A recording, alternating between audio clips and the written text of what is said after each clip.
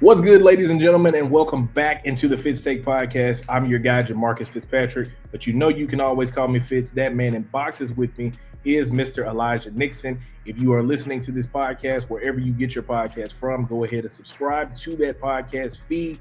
Also, give us a like and a review as well. If you're on YouTube and you're watching us for the first time, hit the bell down below, leave us a comment so we can continue to grow the channel, and also subscribe and like it, share it, all that good stuff right there. So last week we talked to the starting quarterback for the Louisiana Ragin Cajuns, Mr. Walker Howard, and today we have another member of the Ragin Cajuns football team. He is a preseason member of the All Sunbelt team. He's coming back after having an injury last season.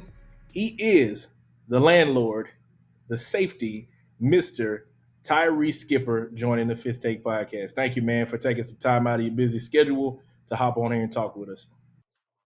Hey, man, appreciate you, Fitz and Elijah, for having me, dog. Appreciate it. Good introduction, man. For sure, man. I guess just off top, health wise for you, how are you feeling right now? How's the knee?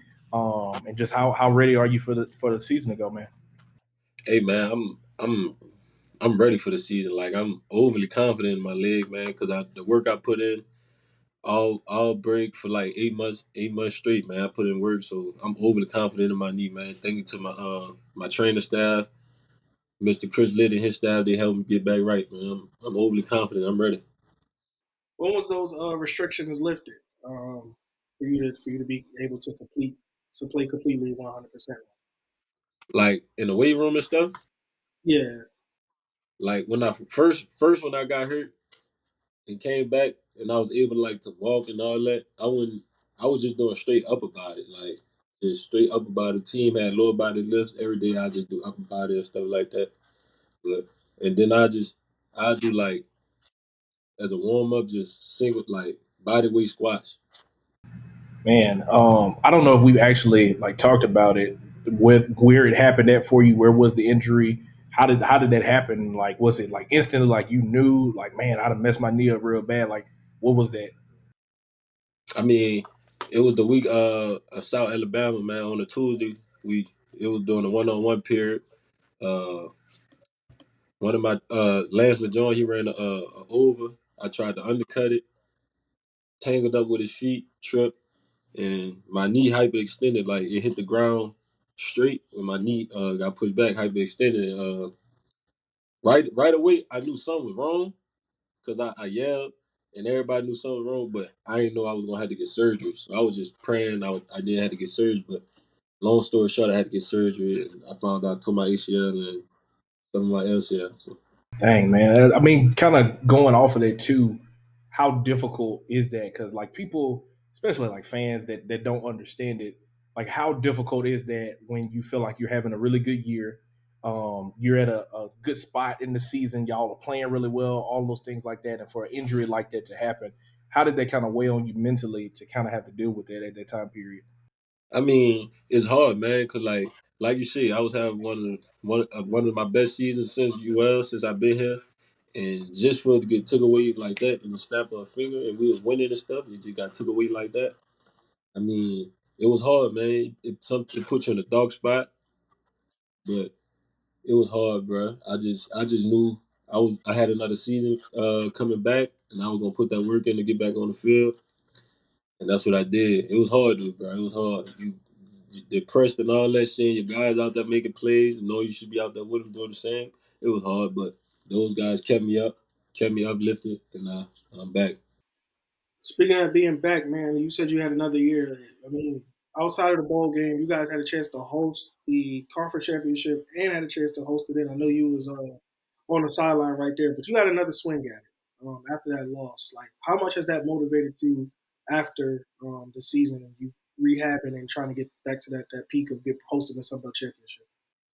I mean, when I was in rehab, it just that just gave me some more motivation to keep going. Cause like we like you say, we hosted it. We hosted the conference championship, and we had a bowl game. We lost that too. It just like shit, we was that close, and we just ain't finished it. So that's still stuck with me, and it's stuck with some of the guys on the team. Like we need to close that gap. We need to, and like we still hungry. Like we still trying to get back to it, host it, and finish strong and win them games. So that's in the back of my head right now.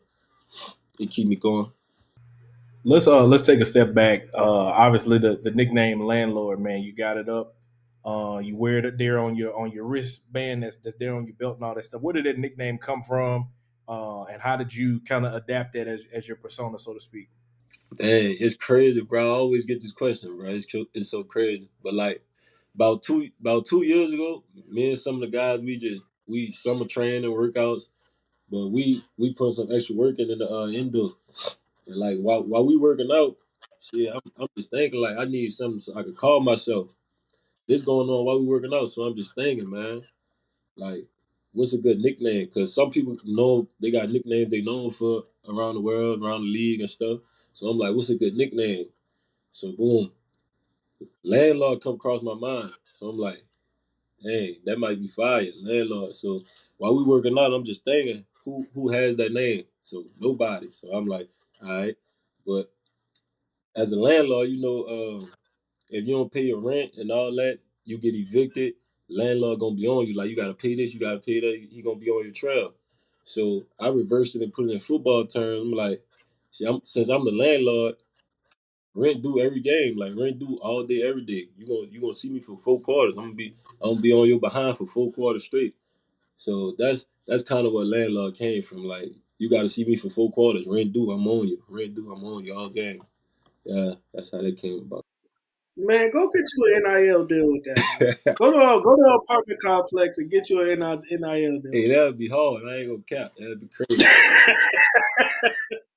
But getting into it, man, that you who were some of the guys you looked up to, NFL, pro, college that you looked up to that you modeled your game This I look up to. I model my game after Cam Chancellor, Derwin James, and Jalen Ramsey. Man, those guys like, especially Cam Chancellor. I like the physicality of it, man. Like the physicality of football. I like the back in the day football when you don't get no targeting and all that, man. That's my kind of play. That physicality, the smart, take charge out there, man. Those guys all got something in common. They scrappy, physical, take charge. So those three.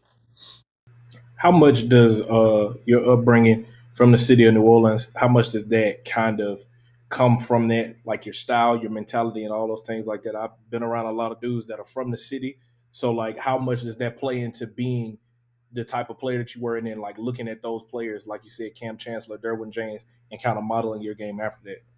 Yeah, I mean, growing up in New Orleans is tough, man. It's tough. Like you got to be tough growing up in New Orleans. You go outside, you playing football.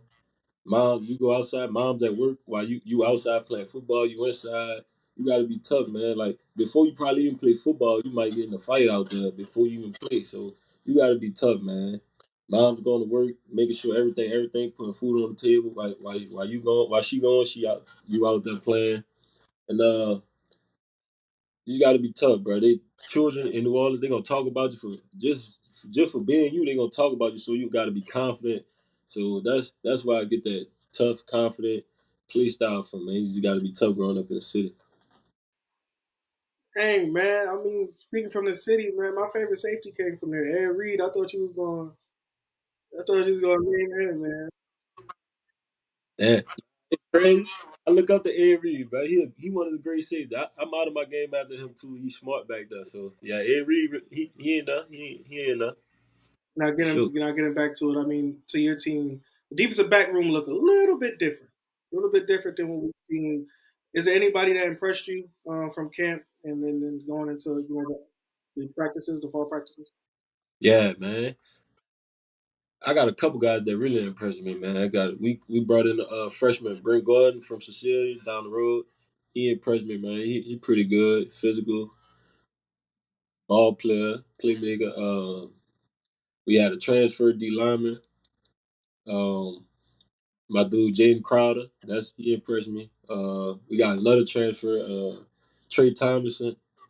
Yeah, he from I think I forgot. I want to say how I don't know what college it was, but he a dog, man.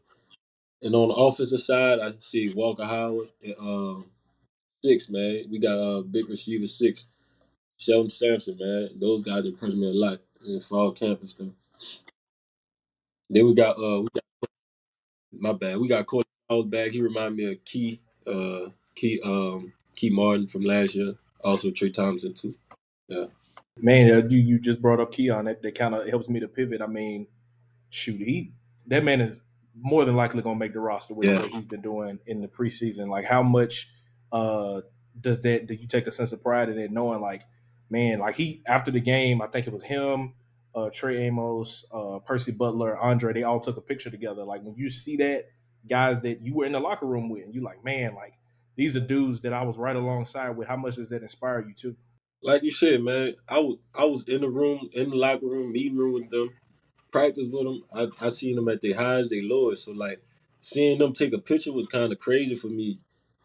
It felt like a dream almost because like I was just with them. Like it just gave me more motivation. Like I could do the same thing. So seeing that, man, that really brought joy to my heart, knowing I could do the same thing, man. Those guys inspired me at an all time high, man. So that was pretty impressive. But you also have like other guys. I saw you when you was at Trey Amos draft party. I know he just mentioned it. Um, what was that relationship like with Trey Amos or Keon Martin and those guys when he was on the team? I mean, shit, we all got something in common. We played defensive back. I came in with Trey Amos, key cool dude, my dog, man. We played defense, so we always talk like we was locked in, man. We still live locked in to this day, so it ain't gonna never change. For sure, man.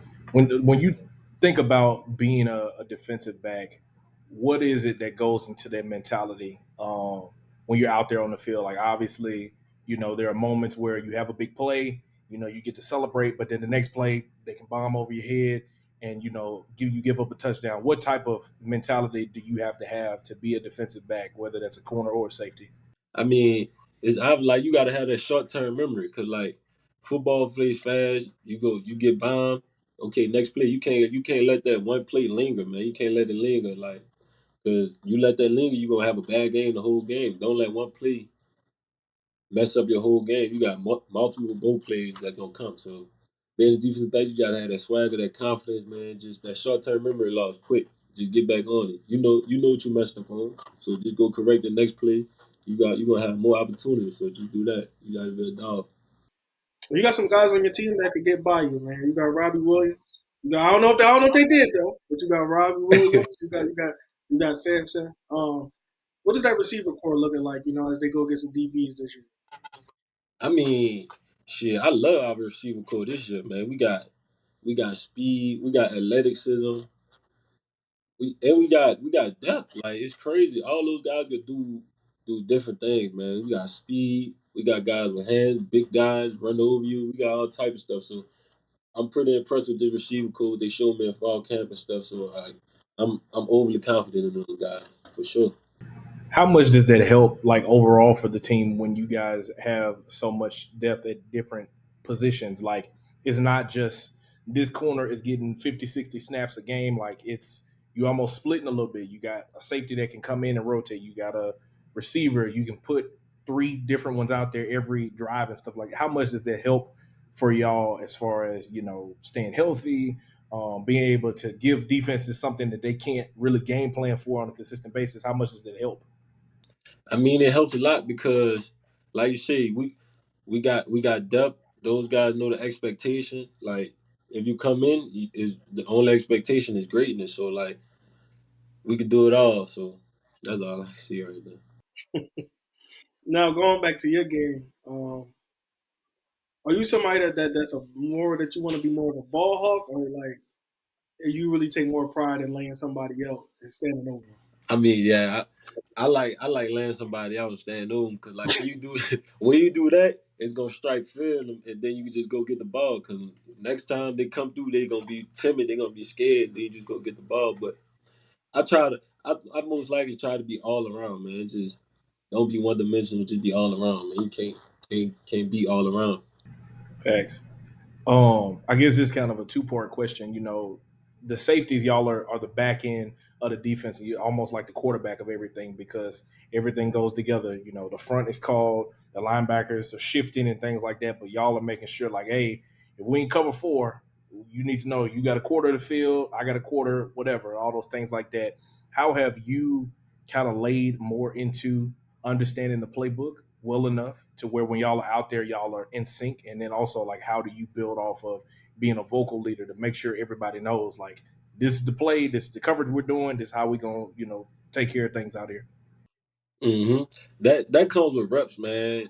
And this our second year in the defense, and also like we have the defensive coordinator, Coach Salgado, in our meeting, man. He in the defensive back, the safeties in the corners meet. So like the safeties, we have no choice but to communicate. So it's like we got to be the quarterback back there, man. The defensive coordinator in our room, and he expect us to communicate, over to communicate, because you don't communicate, one person mess up a play, that could be 6 points, and like you can't say nah, run it back. Nah, them 6 points gonna be on that board. So like you gotta overly communicate, and it come with confidence and stuff. So that's why I like to take charge back there, talk to the guys, make sure you're on the same page. What is Salgado like? What is he like in the meeting rooms and on the field? I mean, Salgado, hey, he a funny man, but like he's serious. Like he a real serious, calculated guy. Like he crack a joke, but it's in a serious manner. But he real, man. He a good dude. Great defensive coordinator, man. Probably one of the best I've been around. And yeah, he a great dude, man. So how you know when he's serious or he playing? Cause he gonna crack a little laugh. Like I don't know, bro. I know, bro. I know Salgado, man. I take that back. Ain't no cracking no laugh. He don't laugh. He do he do the He little smirk. yeah. That's funny, man. Now I remember when he first came in last year, and he got up there on report day, and he said that the defense is about uh, being great, no black, no white, all gray. Like there's no confusions.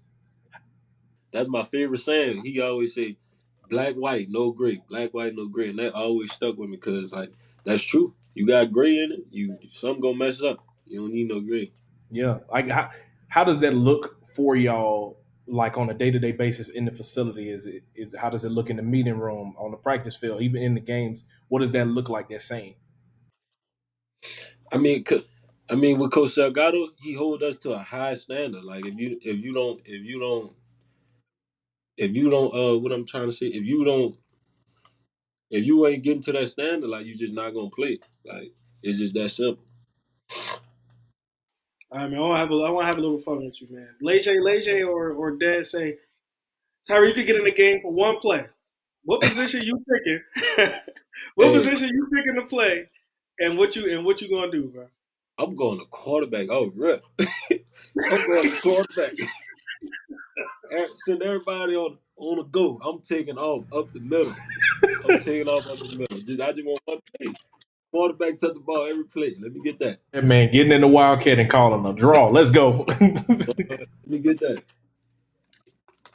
Quarterback power. Yeah, facts, facts. Um, I guess, man, as you're continuing to prepare, you guys have finished camp up. It's game week now, as this episode is dropping. Talk about the preparation that you do personally. Like, all right, they send the footage over to y'all. I don't know if y'all have a huddle or anything like that, or what y'all use to drop practice footage and game film and all that. You get it. You're scouting whoever your opponent is. So this week is going to be Rice. What's the first thing that you're looking at whenever you popping the tape on? The first thing I'm looking at is a safety. I'm gonna watch that quarterback. I'm gonna see what the old lineman doing. See if the quarterback just staring down routes. See if the old lineman giving up run pass by how they just coming off the ball and stuff. So I'm watching that, and our guys over here, they do a good job setting the film up for us, like first and second down, what they do, third and long, third and short, what plays we gonna get and stuff. So I just those things I look for. I look for the receivers, see if they coming out with the same mannerisms and stuff. So those things I look at.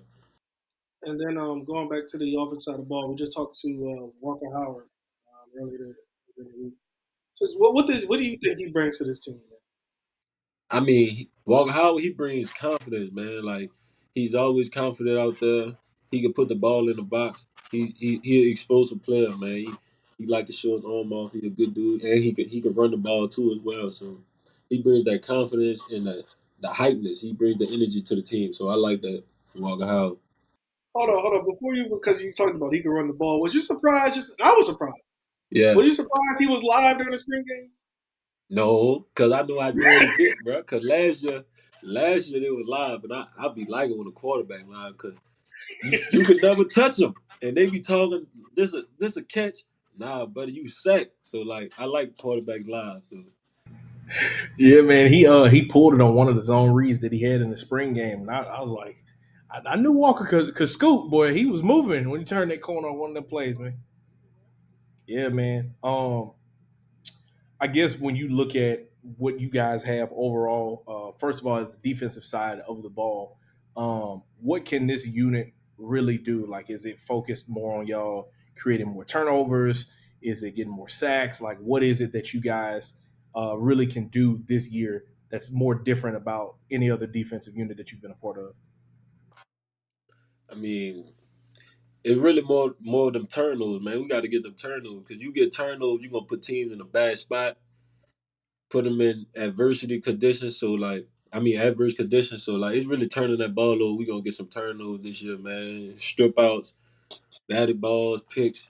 That we trying to do, man. Put teams in adverse conditions to where we could double up, go up 2 points go up two possessions on the clock, three, just keep getting turnovers. Is it that's the point of emphasis for y'all? That's what you saying?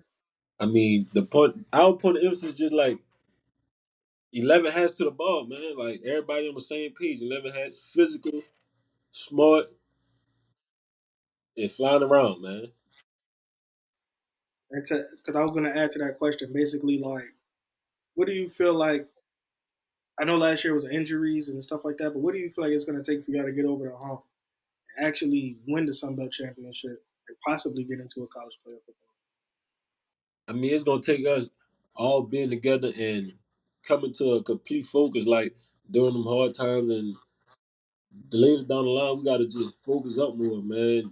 Focus up, sharpen our skills, and don't take nothing for granted.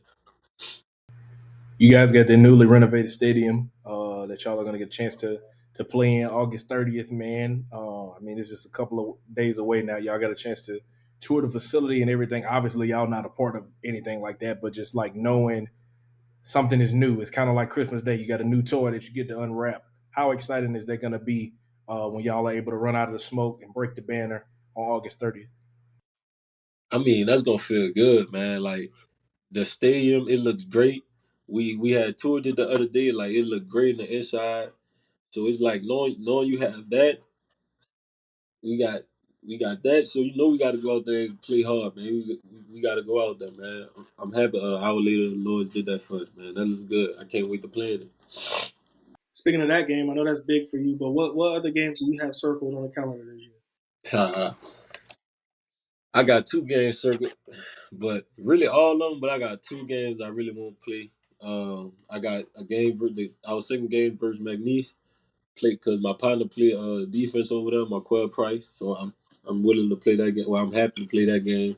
And then obviously we got Missouri. That's the biggest game on our schedule, and it's on TV. So I'm trying to show the world that I can play at that level and just play.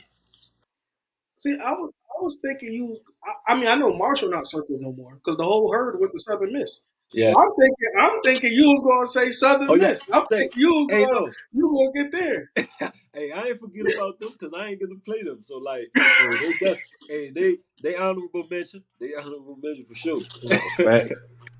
We ain't forget, man. We gotta get that back. That's why they are homecoming game. Yeah, yeah, yeah, That's yeah. why. That's funny, man. That's funny. You talked about that Missouri game, man. Like, uh, talk a little bit about how like getting big wins like that can help y'all so much in terms of like the resume building of the college football playoff. Because when you look at like strength of schedule and being the highest ranked group of five team when it comes to the CFP rankings and all that stuff, how much does a game like that on your schedule, being able to go in there and whether it's winning it or showing that you can compete with an SEC team, how much does that help you guys in building the resume?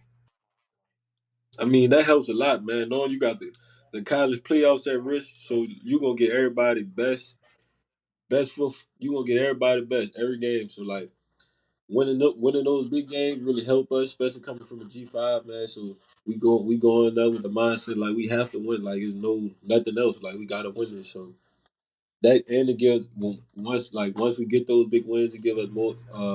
Yeah, it's just gonna help us for the rest of the season, man. Do you think, with that being said, like college football is at an even level playground now, where everything is going on and how much the state has shifted? Yeah, absolutely, man. I think it's equal because now, like I said, you're gonna get everybody best play every day. So like you can't let up off the gas. So I'm happy college added the playoffs and all the G5 schools, the best G5 schools get a spot in there. So I'm happy they did that because it's way more competitive now. It makes everybody wanna, go out there and do their best. So I'm happy they did that. Got a couple fan submitted questions for you. The first one, uh, what is the strongest part of the defense from what you've seen? The strongest part of the defense, I'm gonna say our D line.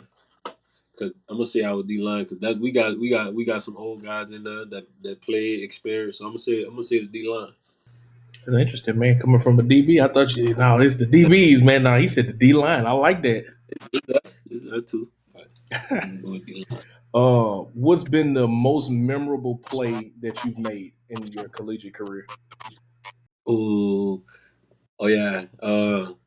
Our bowl game, New Orleans Bowl, man. We played what team that was? Was it Jacksonville State? I think it was. Yeah, Jacksonville State, man. I caught a pick six, man. Ran it back, and it was so crazy because my whole family was in there. I had people from high school, teachers and stuff on the sideline in the stands.